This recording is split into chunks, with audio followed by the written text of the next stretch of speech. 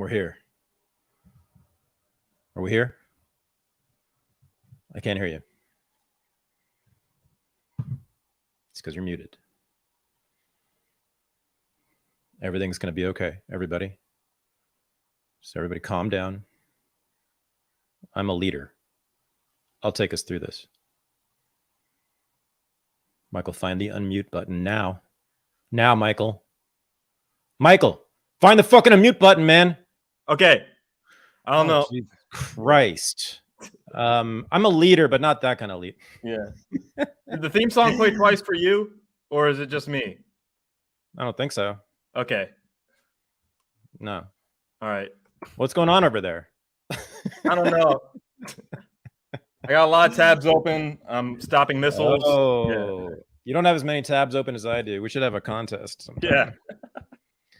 I don't think I've ever had fewer than 20 tabs open in my whole life. I mean, since I've had a computer. since 1980, whatever it was, 89, 90. Yeah, man. So I come in with in a sort of a dark mood, but I just happened to be right before we started here, listening to an interview with Joe Biggs, who's in prison, who was the Proud Boy who was just sentenced to 17 years for January 6th. And I think it's the first live interview from in prison. And we got to do more of that. A couple people I want to interview from prison, by the way, but that needs to be done just more in general. I think journalists need to be talking to people in prison much more because it's possible you can. Anyway, he's been in jail or prison now for 3 years. I mean, almost 3 years. And now he's going to do 17 more. When he was arrested, his daughter was 3 years old, which means that he will miss her entire childhood. After I think the Ukraine war, the January 6th, the persecution and prosecution of the January 6th defendants, I think, is the most important issue in American politics right now. Like that's where you have the heaviest test of civil liberties, constitutional rights. I mean, this is the state going very, very hard against several of the amendments, starting with the first. But then, a lot of these guys were held, as I understand it, without any trial for like a year, something like that, like crazy amount of time. Stuff that does not happen in the United States, except when it's political prisoners, which is what they've always been. That's very clear. But Joe Biggs also told the story of how he joined the Proud Boys and why. And so he's sort of what you would expect. I think he was Marine Corps, either that or Army, served in Iraq combat. His dad, I think, was in the service too. Yeah, he was, and sort of that kind of family. Anyway, and I think he said he was sort of moderately political, but not terribly so. Patriotic, but not in a militant way. Until he said 2017, 2018, when Antifa was beating people up in the streets. And that's why he said he joined the Proud Boys. And I came to realize there's always something sort of nagging at me about the Proud Boys, which is that, like, I knew Gavin a little bit, and I certainly followed his career pretty closely. And Gavin McInnes, who founded the Proud Boys, when was that? Like 10 years ago at this point? That was a long time ago. 2015 was the masturbation challenge that started the Proud Boys. Yeah, exactly. And thank you for bringing that up, because this is what I'm getting to with the Proud Boys.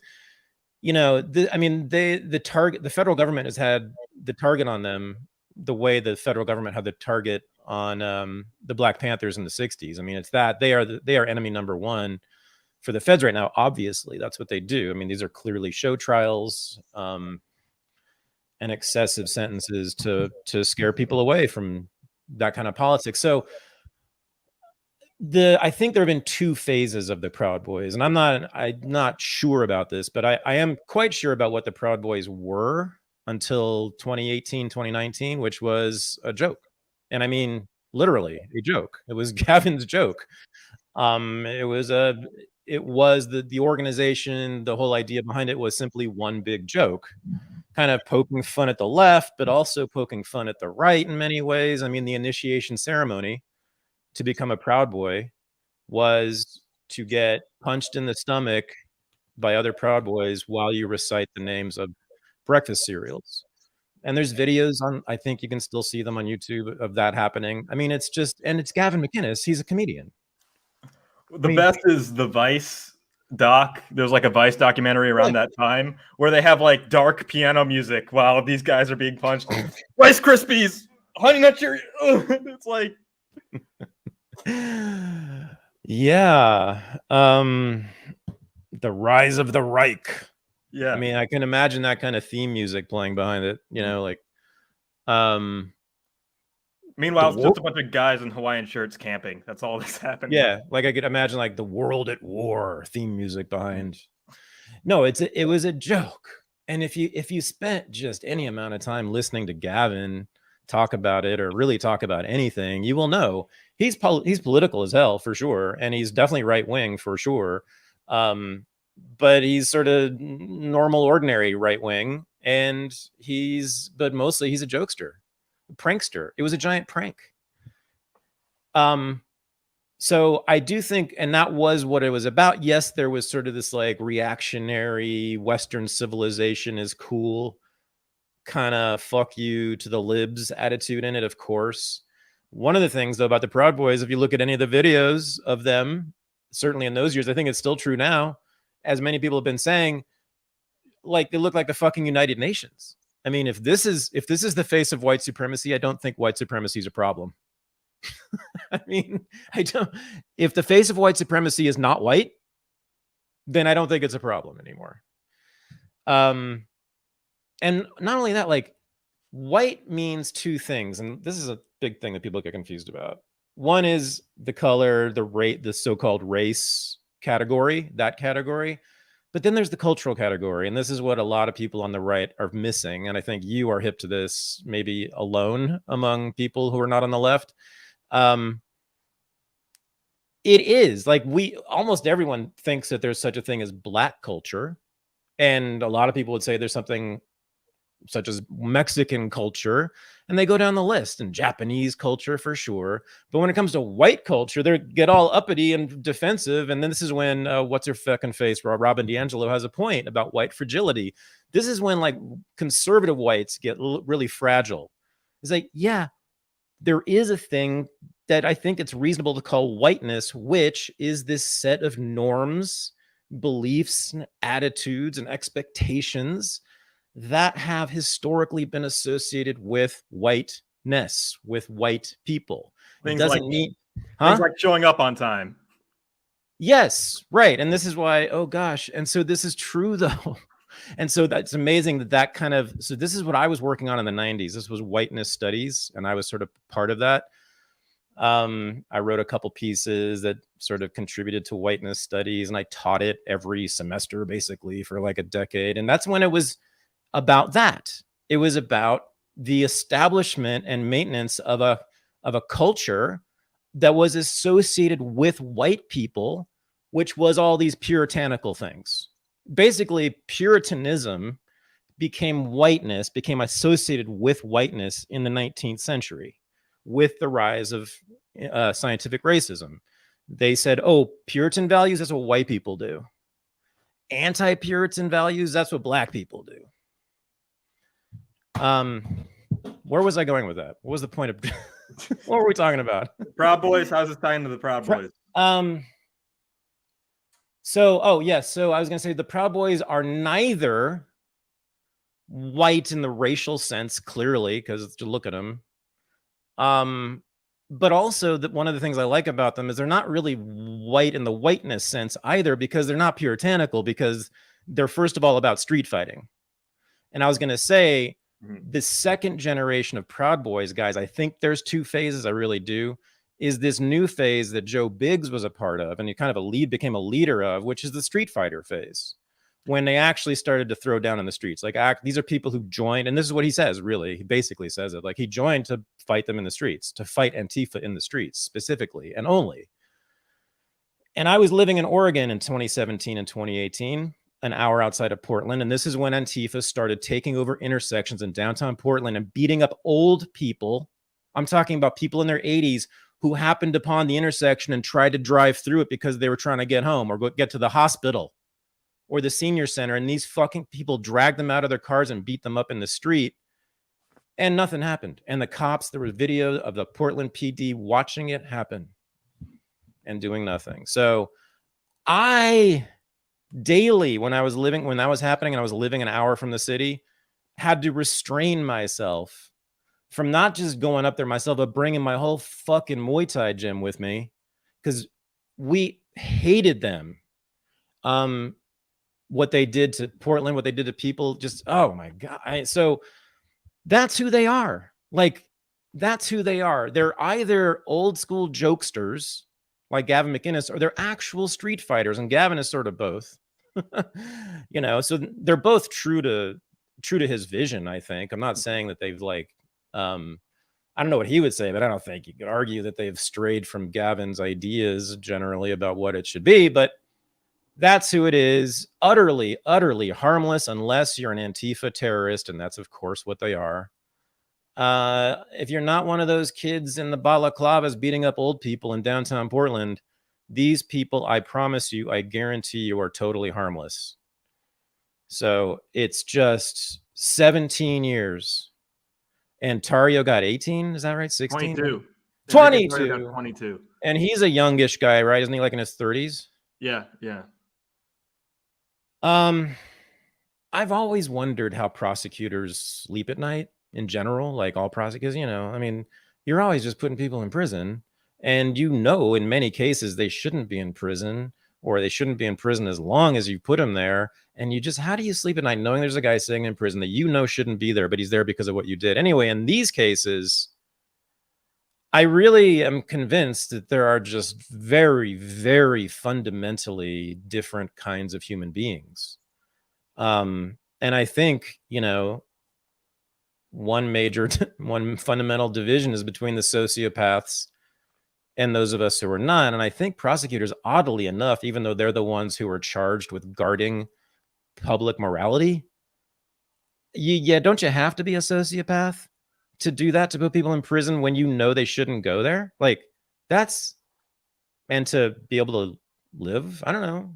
I don't think it's sociopathic. I think it's more just being ideological in a sense, without even knowing that you're ideological.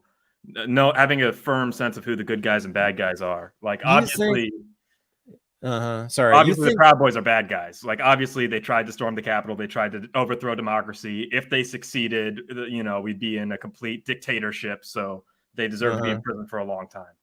Have you ever known any lawyers who sort of are liberal types, like kind of big shot lawyers who are liberalish, like establishment types?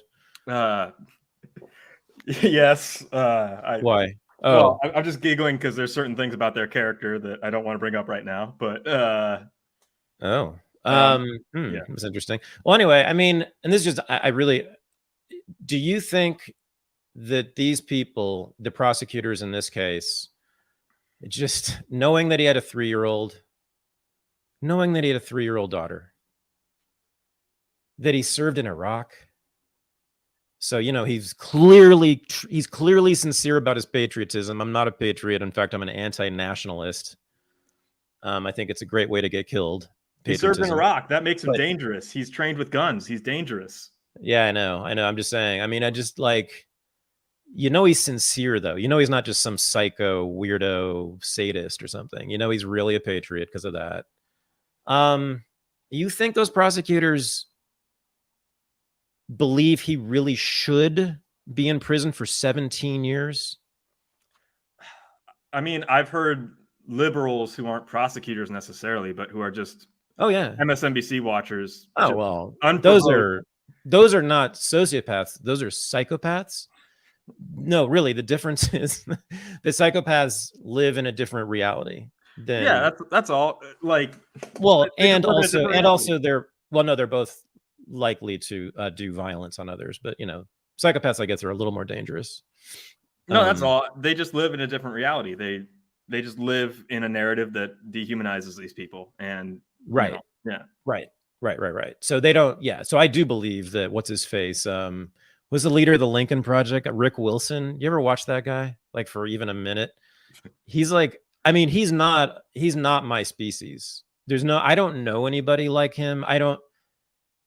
He's similar to like a mafiosi to me, like the personality. Honestly, like there's some profound sociopathy and sadism. It's like, yeah, he's what you imagine politicians are like in real life. And it's interesting because he was always the guy behind the politician. He was always the chief of staff or whatever behind establishment Republicans. But so I understand the people on MSNBC, the professional ideologues like Rick Wilson and others, but prosecutors, they're lawyers first. They're interested in their careers first. Yeah, they're interested careerists. That's the characterization. Yeah. Yeah. So okay. I guess I am answering my question for me. These are people who are willing to put the father of a 3-year-old in prison for 17 years. They're willing to do that in exchange for advancing their career. That's it, right? Yeah. It's just really that simple, with maybe a little ideological justification thrown in, right? Oh, he's a bad guy too because he's right wing or whatever, and probably racist and yada yada. Yeah. Well, what in their mind, they're preventing another coup from happening in 2024. They're punishing them harshly and severely, and so the violent right wing won't act out 4 years from now, and the democracy will be saved. Excellent. They sleep like a baby, thinking like that. Totally. Yeah. The deterrent effect, they've talked about this. Yeah, of course. And there's no doubt. I mean, the whole operation, and I don't mean just Jan 6, but the whole anti-Trump. So, well, the forest in the January 6th story, not to get us kicked off of YouTube, is the Democrats rigged an election. They staged a coup, and Joe Biden was installed via military coup. And they're holding political prisoners right now. They're holding political prisoners right now to intimidate. That's so funny, Michael. You are so funny. You are like, you crack me up, dude. When you make those kinds of jokes, I just die. It's like so hilarious. When you say shit like that, boy, I'm just like, my boy is hilarious. He just should be on the stage. Yeah. Here's a little comedian. YouTube, he didn't mean any of that. That was a joke, right? Do bots listen, or do they just take notes? Oh God. Military. What was the military part though? Remember the actual inauguration? How the military was stationed in DC? Oh my God. How there were fences around everything? Yeah, sure. There was a lot. Ask anybody who was in DC. It looked like occupied military territory. No, I know. No, I know what it looked like. Yeah, no, I know. It was a coup because they rigged the election via the intelligence agencies and all the interference they ran. Yeah. And then they used the actual guns of the military to make sure the transfer of power happened, because there was so much civil discontent because they rigged the election. He also seized the media prior to the election. Yeah. Which kept the Hunter Biden thing out, which helped and all. Oh, yeah.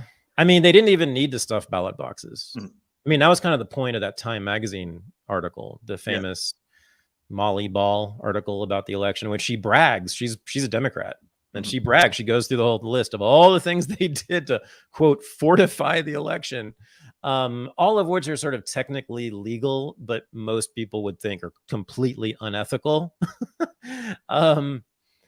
Violations of the rules, if not the law, right? And she's bragging about it all because, of course, they stopped Hitler with this.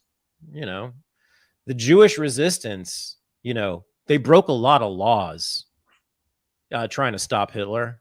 Is anyone criticizing them for that? No, Michael, no. That's what these people were up against. This is the resistance, bro. It's the capital R resistance. TM. They're still on it. They're still on the TDS. They're trying to put him in prison. Is it fading at all? It's sort of fading, isn't it? TDS is kind of fading. It's still there very much, but Well, I don't know. They're trying to put him in prison, so I guess it's what do you to stop? I mean, we are real. People don't understand what is it. Well, they're getting cocky again. They're getting cocky again, so it's dissipating a little, but still, the leading presidential candidate is faced with 5 or 4 indictments. It's at least 5? 4. We don't even know. Stormy Daniels, Alvin Bragg. No, that was Alvin Bragg. The same thing. Yeah. I don't know, man. Yeah. Like the documents, was that one or 2 cases? That's one case, right? Yeah. Atlanta. Fanny, what's her fuck face? Oh, Jack Smith. Mm-hmm. Is that, have you been counting? I don't even know. Is that 4 or 5? We're at 4. I think it's just 4. I think it's 4. So, I mean, and if he's convicted, of some of it, he will go to prison. I mean, they are this hasn't happened, everybody. This has never happened in this country. The closest that it's ever happened was Eugene Debs, as we've talked about, who was far from a major candidate, far from the front runner. It was amazing that he finished 3rd. I mean, I'm not even sure he finished 3rd. He might have finished 4th, but he had no chance of ever winning, not even close. He was a protest candidate, and he was put in prison for opposing the war. And what's interesting, Michael Weimer, is that, guess what? That's what they're trying to put Donald Trump in prison for. The same crime as Eugene Debs. Eugene Debs gave a speech opposing U.S. involvement in World War I, the war in Europe. He said, why are we sending our boys over there to fight and die for the interests of these other countries who have crass motives? Why should we send our boys over there? That's what Donald Trump has been saying since 2015. I've been looking at Trump's statements about NATO, looking at the history of what he has said about NATO and sort of about U.S. foreign policy generally and he started like in the summer of 2015 talking shit, a nonstop shit about NATO, U.S. imperialism. And I'm trying to locate the moment when they decide that he has to go. But I'm pretty sure it's February 2016. There's a moment where all of a sudden the whole Democratic Party establishment like starts shouting about Trump and NATO. We can't allow this. And then we know that like a month later in April is when the Clinton campaign hired Fusion GPS to run Oppo on him. So it's all right. The spring of 20, you can see it all happening. But he had been like, since I think August of 2015, so it was about 6 months, he had just been every debate pretty much, and all these other statements dissing NATO and dissing the whole idea of the United States being an empire is really what he was doing. Trump was laying the basis for challenging the entire American empire. Yes. He was challenging the basis for the American empire. He was whittling away all the arguments that have been made over the years for a permanent American global empire. That's why they took him down. That's why we got Russiagate. Russiagate was also 2 targets. Sorry to be going off on this tangent again, but like, yeah, it was a moment where they could hit after their 2 main enemies, which was Trump and Putin simultaneously. And you know what happened? Trump won. And Putin is winning. And we'll see. The wars ain't over. They could still end up, I suppose, nuking Putin and putting Trump in prison, which is what the neocons actually fantasize about. But that's where we're headed. Well, you just made the establishment anti-war argument. Like, we spent 20 years in Afghanistan and we gave it right back to the Taliban. Oh yeah. So yeah, no, I mean, I have other arguments against it too. Yeah. But yeah. Anyway, I just noticed that parallel with history there between Donald Trump and Eugene Debs. Yeah. The only 2 significant presidential candidates in American history who have been threatened with prison time. And I'm making the argument that both were prosecuted for opposing the war. And I know Europe. In Europe. Well, Europe, yeah. Germany, whatever. Yeah. But so And Austria. Yeah, you're right. Austro-Hungary. Yeah, sure. So, although the U.S. only fought in France, but anyway, yeah, I think that's really significant. The only time they'll put here it is. The other thing is, and this was when I interviewed Nadine Strawson, and I was sort of disappointed to find that Nadine didn't know this history, having been the president of the ACLU for a long time. But anyway, the only times in which the federal government has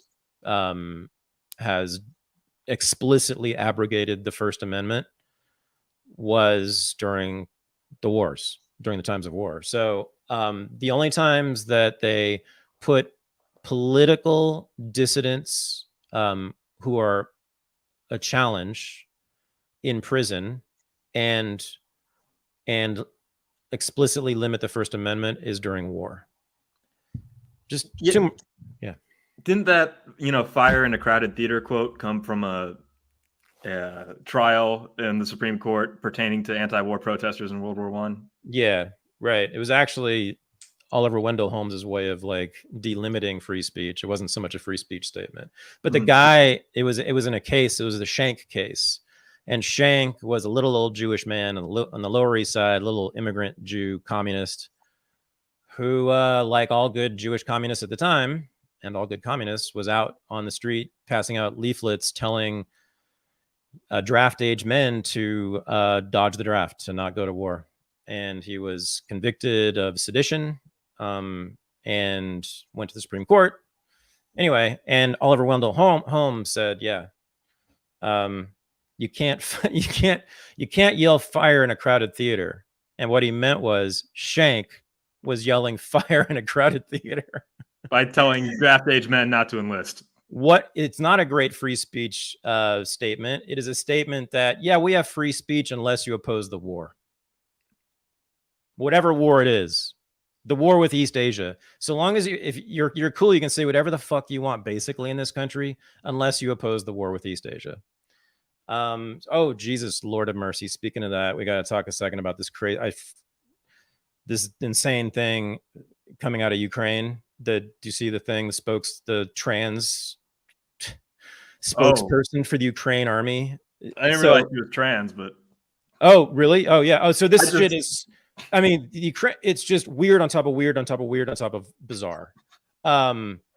Yes, no, the official spokesperson for the Ukraine territorial defenses, which is the reserve portion of the Ukraine military, so we're talking about like half the military. The spokesperson, she wears a uniform, is an American whose name was, I think, Chuck 4 years ago.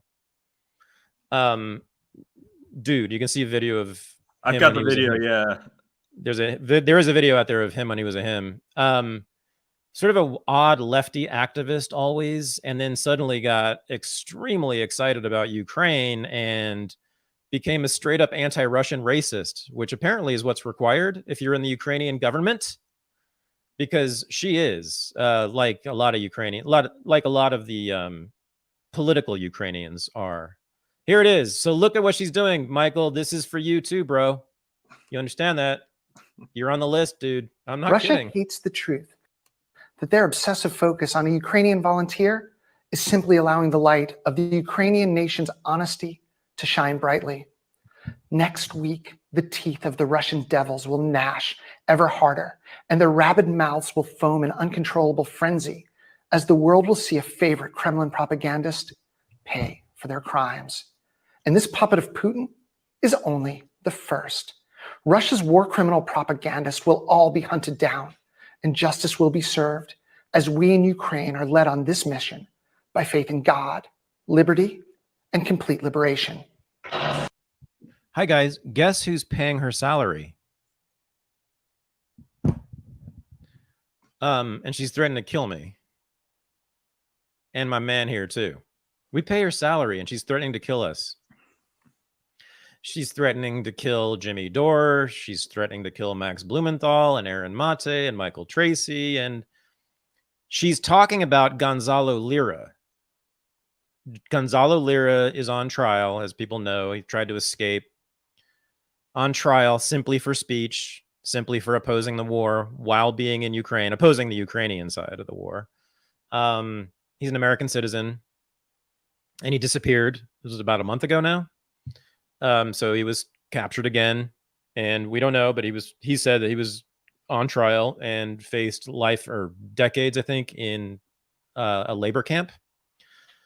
So this must mean that they're about to put him on. The trial is about to start, and this is also. But she's warning all of. And so Gonzalo was part of like the network that I've sort of like attached myself to, the sort of realist geopolitics network of podcasters who are the main experts on Ukraine.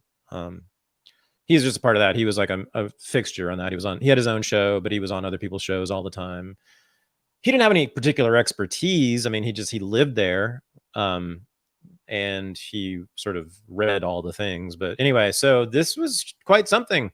Actually, we got an update in the chat. Apparently, that was actually Anthony Blinken in drag. Well, it's what God he couldn't he? Wow. All of a sudden, I think that Tony Blinken has an interesting sex life. Anyway, one of my former students works for him, which breaks my heart on a daily basis. Anyway, modern day J. Edgar Hoover. He's so uptight and rigid and kind of skitterish. I wonder, there's something odd there, but yeah. But that's textbook bloodlust. Like you'd expect that to be the bad guy in a movie. Like that's. Yeah, and the and the racist demonization of Russians, the gnashing of teeth. That's like really old fashioned, and that's what's so strange. It really seems scripted by someone who's not American and who doesn't live in 2023. Gnashing of teeth. Who says that now? I mean, people said that in the 20s, maybe, like, or the 10s about the Hun. They didn't even say that about Hitler. That's like a 1920. Very odd. I mean, of course, this person is fairly odd. In a few massive ways. But that's what we're paying for, guys. $100 billion to that. That feels good. Feels good. Oh, also, new casualty figures are out. This will warm everybody's heart. Money well spent here. New figures are over the last 3 months, which is the offensive, the great counteroffensive, the summer counteroffensive by Ukraine, 71,000 casualties. We don't know that. I don't think that they broke it down by death to wounded, but it's going to be at least half of that is dead. At least half. So fabulous. So what is that? So let's say it's 30,000 dead in 3 months. 10,000 a month. 10,000 people a month. That's just the Ukrainian side, by the way. That's just the Ukrainian side. 10,000 people a month. How many people per day is that? This is World War II figures. This is absolutely World War II figures. That's the kind of death rate that was in most of World War II. In fact, it's higher than in some portions of World War II. It wasn't this high. We have 50,000 Ukrainians at last count, which was a month ago. So God knows what this. God, think about how many limbs have been lost. So before the offensive started, there were 50,000 Ukrainians who had lost limbs. 50,000. And again, small country, one small country, 50,000 people walking around with missing a limb. That was before the offensive. So, tack on another 10 to 20,000 to that. Got to be at least 60 to 70,000 young men missing a limb. And then the other poll was like 70%, I think it was. 70% of Ukrainians personally know someone who was killed in the war. Latest total figures, and again, there's all sorts of debate about this, but even the lowest estimates now coming out of like the United States is now we're getting into like 140, 150,000 Ukrainians, just Ukrainians. And for Russians, it's getting into like, I hear mostly like 50 to 100,000, but now we're talking, even from the establishment, they'll say it's like 140 or 150,000 Ukrainians dead in a year and a half. Imagine that in not a big country. Can I transition here to another transgender spokesperson for the Ukrainian military? Yeah. doing I'm with always them. up for. The Walter Isaacson much-hyped biography of Elon Musk that comes out tomorrow includes a story about the Ukrainian military planning to launch an attack on Russian Navy ships in port in Crimea. And per Mr. Isaacson's account, Elon Musk personally took action to make sure the Ukrainian military would not be able to do that. Mr. Musk making sure that the Ukrainian military could not use his Starlink satellite internet network, which is what Ukraine uses for connectivity on the battlefield, to advance that operation. He got personally involved to make sure Ukraine had its hands tied in battle. It's reported in Mr. Isaacson's biography. It was first reported by The Economist in October. Then last month, in The New Yorker, reporter Ronan Farrow reported more detail about how Elon Musk has been stopping Ukrainian forces from using this crucial supply line, from using Starlink in Kherson and Zaporizhia and Kharkiv and Donetsk and Luhansk. Musk has been geofencing all of those places in Ukraine, fencing those places off from the Starlink satellite network, deliberately to hamstring Ukraine's military, deliberately to stop Ukraine defending its territory in this war against Russia after Russia invaded them.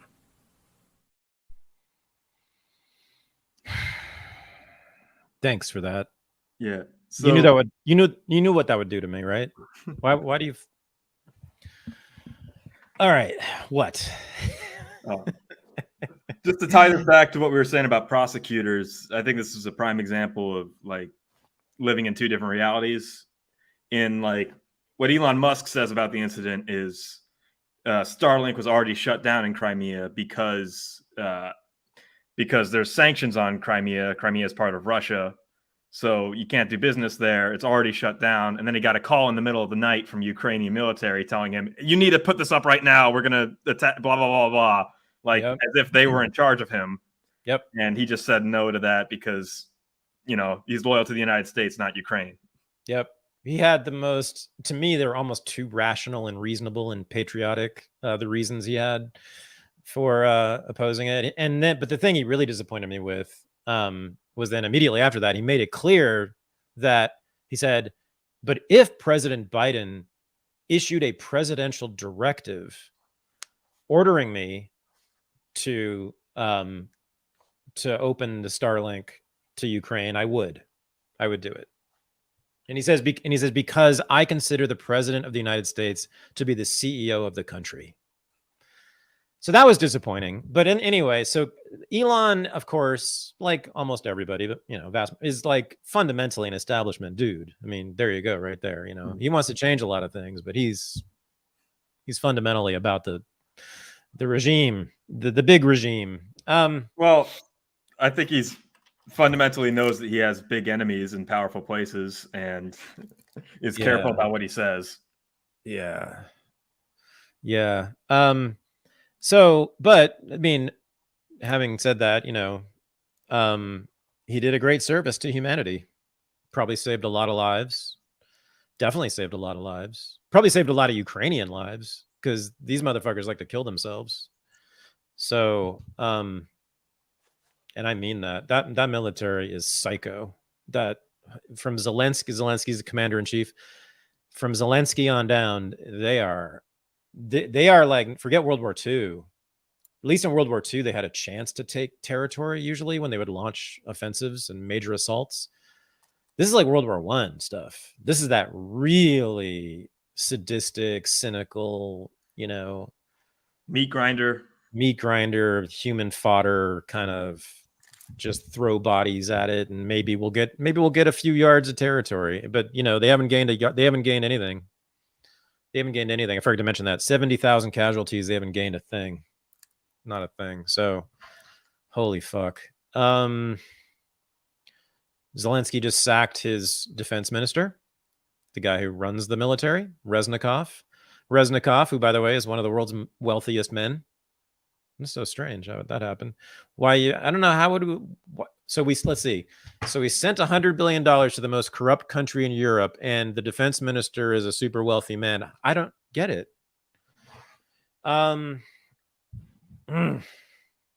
Fucking A, man. These psychos who run this war, and then no one knows about it. No one cares about it. Sorry. Elon cares about it. Although I don't know, the other thing about Elon is disappointing is he was pro-Ukraine at first. I mean, he's the one who turned on the Starlink for them. That was a special favor. And he said something like, they're losing a lot of money from this. It's a lot of out-of-pocket, I think, expenses, but also it's a massive risk, he said, because Russia would like nothing more than to take the thing down so they could use anti-satellite weaponry, or they could do some jamming thing. He said it's the only form of communication on the Ukrainian front line that has not been jammed by the Russians. So, Elon is sort of, I don't know. Yeah, he is an establishment dude, but I guess at heart, the big establishment he's loyal to is capitalism, which, there are worse things. But in other words, he doesn't want that fundamental game to be changed. That's what I mean by the establishment. The capitalist game that he plays in, which is, has a lot of government in it. And well, he's not a revolutionary. That's what I mean. Yeah, exactly. Yeah. But I mean, not even in any way. Like, he's not a radical. Yeah. He's not a radical in any way. Mm. He's clinging on to things that the establishment is like trying to destroy, like free speech and the internet to some extent. Or like 90s liberal values. So he's fighting an internal war amongst the establishment, but he's still an establishment guy.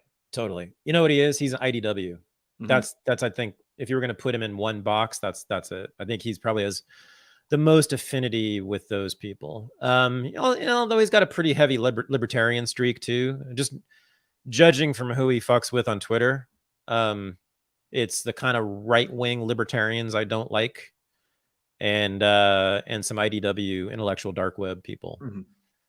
And the IDW, I think I don't think you've said it this concisely, but like you said, basically that they are essentially from the institutions.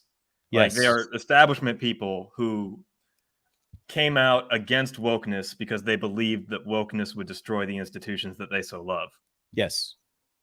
Right. Well, I come out of the institutions too. The difference is, and there was a moment there when I was like, when they thought that I might join them, and a lot of people were like saying, "Oh, you should join them, Thad." And I was like, "These fucking no," because what tipped me off was when they started talking about saving the institutions, in particular the university.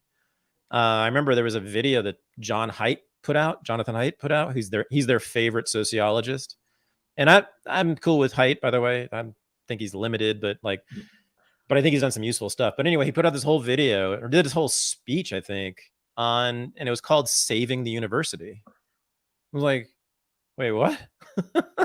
I mean, why not call it "Saving the Church," bro? Because that's what it is. That's what the university is. And when I heard that, I said, "Oh no, these dudes are about saving the establishment. They're not about challenging it in any fundamental way. They're not dark at all. They're kind of like beige." But, they were useful for a moment there when the wokeness stuff went crazy and everybody needed to focus on it because it was sort of an emergency and new, and we were trying to figure out what it was and what to do about it.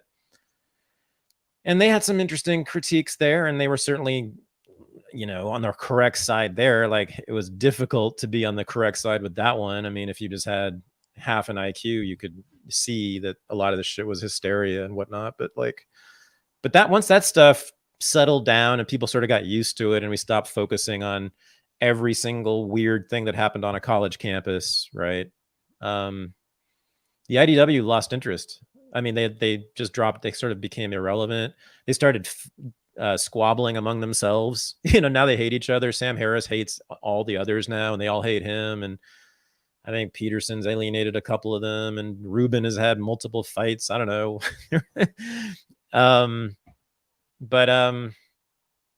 Yeah, that's Elon.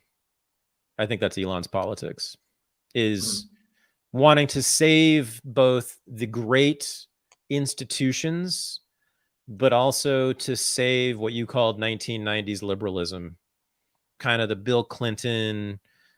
Yeah, because these are not like New Dealers. They're not like gung-ho to have like big public works projects and have, hiring 10,000 men from the ghetto to build a dam somewhere. They're not into that.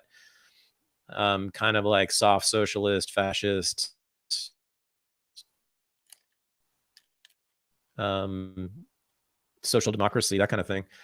No, they want Clinton. They love the 90s. This is when we were, I'm their age too, basically. So this is when we were in our heyday. We were in our 20s and 30s, and life was good, and there was no major war that the United States was involved in directly, and Soviet Union was dead, and the economy did well, and the political scandal of the time was Bill Clinton getting his dick sucked by an intern. That was like the scariest political issue of the 90s for a lot of people. Your main criticism of radicals in that it's kind of like Slavoj Zizek's question: what do you want to do the day after the revolution? Like, yes, do you guys really want to be in charge? I think yes. Yeah, I think there's a practicality in Elon Musk there, that he really deeply understands that question and doesn't want to upset the systems, and knows how dangerous and how, just that can be. So like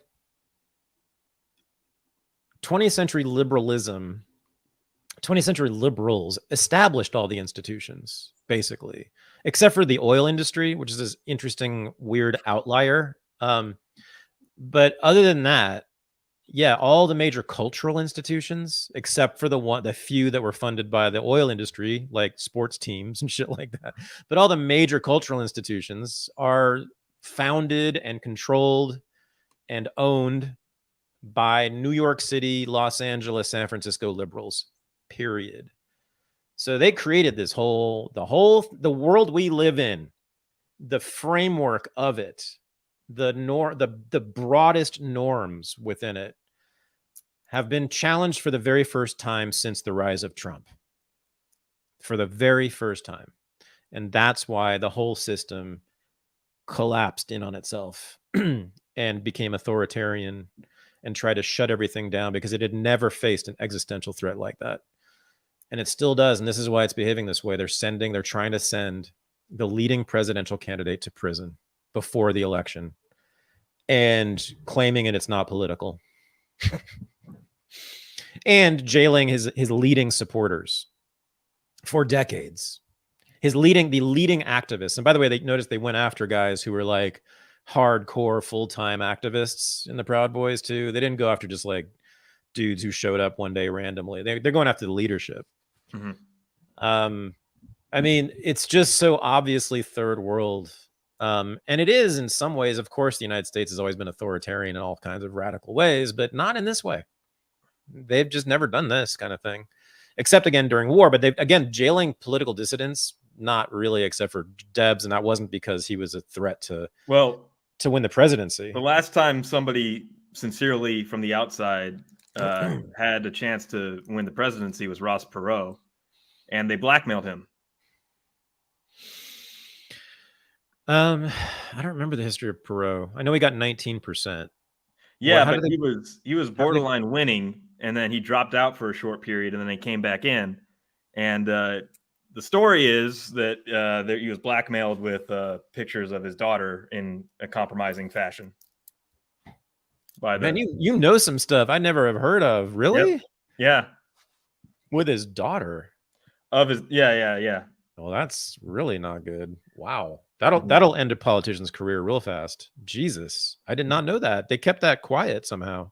Yeah. They don't tell you why. Ross Perot is a crazy whack job conspiracy theorist nutcase who made weird allegations about the Clintons and the Bushes. He was up against the Bushes and the Clintons. Yeah. And so why did he drop out for a short period of time? Do you think he's lying about why he dropped out? And then, Wow. Trump was up against the Bushes and Clintons too. Yep. I was just watching that debate when I was studying his comments on NATO, his famous South Carolina debate. Jeb. I forgot. Jeb Bush was right there. He was the front runner at the time, and Trump was just so awesomely disrespectful to Jeb Bush in exactly the right way, not in a cheap way, not in a gratuitous way, in a way that was absolutely deserved and legitimate. It was so good.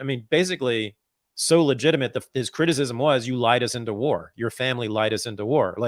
Not a small criticism. This wasn't like some, making fun of the guy's face, which Trump can do too. But this was just, I had forgotten about this. And this is also when he starts talking about how NATO's obsolete. NATO's obsolete. Whoa, dude, they're going to come for you. Don't say that. They're going to come for you.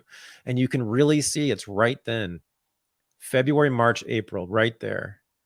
February, he makes a couple of like really bold statements about NATO being obsolete. March, they hire, or no, something else happens. I forget. And then in April, they hire Fusion GPS, the Clinton, to do the Steele dossier, to get it going. So you can see that's Russiagate beginning right there. But it's not because he's a racist. It's not because he doesn't like Mexicans. It's not because he likes to grab pussies. It's none. This is all before most of that stuff anyway. They're not even really talking about Trump being a racist too much yet. It's not that. It's about NATO. It's about NATO and Russia and the U.S. empire. That is why we have the politics, the domestic politics we have today. That's why he has those 4 indictments. That's why those poor January 6th guys are in prison for decades. That's why they are suppressing speech all over YouTube and Twitter and Facebook. It is. I'm sorry. This is why. This is why they went after Trump. This is why they had TDS. This is why we have Antifa in the streets. Antifa was a reaction to Trump, specifically, explicitly. That all began because Hillary Clinton and Jake Sullivan, by the way, was the main guy behind this. Hillary and Jake were the 2 main people here. They decided that the threat to NATO was too great, and they had to do whatever was necessary to take this guy down. It's clear as bell to me now. And they just, from then on, though, they started stoking the whole he's a racist stuff. And because you had to get the MSNBC housewives to hate him, and you can't explain NATO to MSNBC housewives. They will not understand it. They will not care. They just won't. I'm sorry. This is not about women. This is about MSNBC housewives. Did y'all hear me? There are lots of women who do understand NATO, not MSNBC housewives. Unfortunately, the MSNBC housewives are the people who run the country because they decide who the president will be. Because suburban women, everyone knows, that is the demographic. That is the main swing demographic. If you win suburban women, you win. So they had to convince those women that Trump hates their hairdresser and their interior designer and their best friend in college, the gay men. So they did that. They convinced that they were going to, and then they convinced the women that he was going to, and I heard women who were educated, intelligent people say on election eve that they were crying. They were crying. And I said, why are you crying? They said, because rapists would fill the streets and it would not be, this was like middle-aged, highly educated, professional women saying that they and all women were going to be raped the day after the election because Trump. We need to go back and like review the early Trump hysteria. I mean, you think TDS now is bad? Like those first few weeks and months will make your eyes water. I mean, it was so psycho. I think that was more psycho than June 2020. Yeah, no, I mean, there were riots everywhere. And I mean, Yeah. you're talking about, there was riots everywhere that night. Yeah. And the general attitude of everywhere, like I was on college. Yeah. Well, the hysteria, the fantasies being spun. I mean, I don't know if you can recall, but like op-eds that were being written, at the time, it was just all this like apocalyptic stuff about like the Klan running wild and every white American has a racist inside of them and the racists have won and this is white supremacy and, go hide somewhere, this. Yeah, it was so absurd, but people actually believed it. Yeah, I don't know. It's just amazing we can go back to normalcy so quickly in America. I mean, we've had like over the last 7 years, we've had like 4 or 5 major national hysterias, right? So you had the Me Too sexual assault hysteria. You had the sort of the rate. There was there were two BLM things. There was the one that was on campuses for a couple of years, right? All the black kids on campuses were getting lynched by the KKK for a couple of years there. It was like 2015, 2016. Then you had then you had like George Floyd, that whole hysteria, BLM, 2 or 3 BLM. Well, they all culminated in Trump because like Trump was the ultimate scapegoat that they could put all of those things onto. He was right. He was the rapist and the racist and he was everything. Right. Then the Trump after the election, absolute freak out. I mean, that was probably the biggest freak out I've ever seen. And then you had Russiagate, sort of a long form hysteria. It's just been, and then COVID. Remember the counter on CNN, that big, there's like, you had that big graphic on the Chiron, CNN every day, all day long. They have that number of deaths, COVID deaths. I mean, and it's funny, but that was just a couple of years ago. It's like, and we look back and we look at all those periods now, at least, I think, don't you? I mean, I look at that, I'm like, wow, that was like social psychosis going on. Yeah. Well, I mean, the anniversary of 9/11 was this last week, and people were showing like a bunch of 9/11 nostalgia, like the terror alert, right? Like how every day we had like a different color telling us how likely it was that a terrorist attack was going to happen, as if it was like a hurricane or a natural disaster. It's almost like we're in a constant state of war, like the way Israel is, right? There's not always an active shooting war, but you're always on alert. And there's always a threat of the alert level going up or down, and you can be attacked at any moment because people have a reason to attack you. You know, if we lived in Switzerland, we just wouldn't have that consciousness. It's just, no one cares about Switzerland. So this is like a Jack Mason level analysis, but for me, especially at my age, what 9/11 is it's the moment that all the housewives stopped watching soap operas and started watching the news. Yes. And since then, we've been in a perpetual hysteria. And these women watch the TV and they think it's real. Wait, are you saying all women are stupid housewives? Is that what you're saying? I'm saying the ones that watch the news are. It's completely true. It's like, it's obviously true. And I've seen example after example after example of it. The ones that watch trashy reality TV or soap operas are lovely, lovely people. The ones who watch the news are, boom. Yeah. Do the traditional woman thing, women. That's all we're saying. That's all we're saying. No. Here it is. If you're a woman, and you're intelligent, I really wish you would follow the news. I really wish you would, because we need that always. But if you're not intelligent, please watch soap operas instead. Thank you. That's my public service announcement. It just so happens that a lot of these women who watch MSNBC are stupid as doornails. I don't understand. I mean, they're just incredibly dumb. They will never understand NATO, nor will they care. Remember the great MSNBC housewife response to Putin's invasion of Ukraine? Amini, and that he needed a mommy, and if I were your mother, like, of course she was like this Beverly Hills like actress. Oh God, that was amazing. That said everything to me. That was American politics right there. Like, everything you need to know about American politics is right there. Like geopolitics, like this. Who lives and who dies, you know, whether we go to war or not, whether there's nuclear Armageddon or not, is decided by people like that. God, that's American democracy. Yeah. All right. Well, this abbreviated version of Unreported was brought to you by Pfizer. God, the number of Pfizer ads on CNN and MSNBC just is one of the most amazing things. All the way through the pandemic, all the way through, there was Pfizer ads every 2 minutes on both those, and then they would push the vaccine anyway. Or Djokovic, he was playing, and whenever they had highlights, it was the Moderna shot of the day. Right, Moderna shot of the day. Yeah. Like, speaking of conspiracy theories, do you see Owen Schroyer got 2 months? Yeah, for talking. Jesus Christ. Was he like he's the main producer for InfoWars, right? Like, yeah, he'll sub in for Alex if Alex is doing something else. Yeah. Unreal. Straight up journalist, you know. Of course, he's a political journalist, but they all are. But yeah, I mean, it's just unbelievable. Oh my God. Whew.